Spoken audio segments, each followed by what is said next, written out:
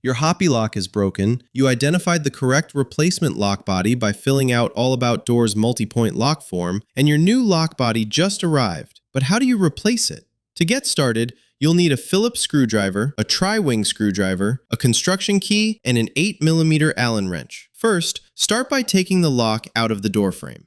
To replace the lock body, we need to disconnect the upper and lower assembly from the case. To remove the upper assembly, you simply use a Phillips screwdriver to take out the attaching screw. Be sure to keep the screw and the extension nearby for reassembly. To remove the lower assembly, you need a special tri-wing screwdriver. Using that screwdriver, remove the remaining 2 screws and lift the faceplate off. We recommend applying moderate pressure to avoid stripping these screws. Now, your lock is apart in 3 pieces, so let's grab our new lock case and install it.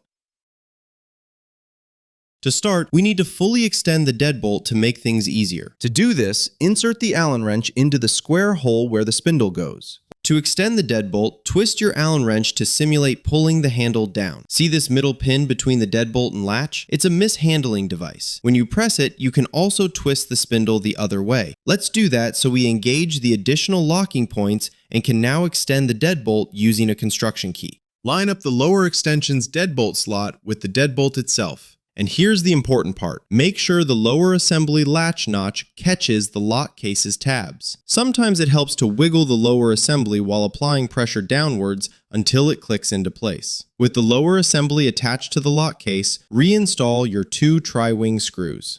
Now we need to do the same for the upper assembly. Again, the important part here is to make sure the lock body's tabs line up with the upper assembly's notch so the extension will be connected correctly.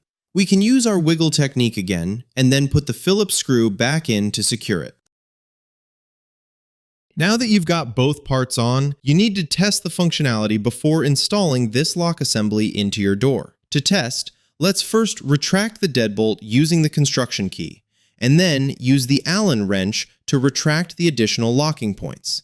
This is the open state. Then press the mishandling device and confirm you can pull the lever up, which should re-engage the additional locking devices. With the additional locking devices engaged, now we can use our construction key to test the deadbolt. It works, which means we've successfully replaced the lock body. Thanks for watching. If you have any questions, don't hesitate to drop them below.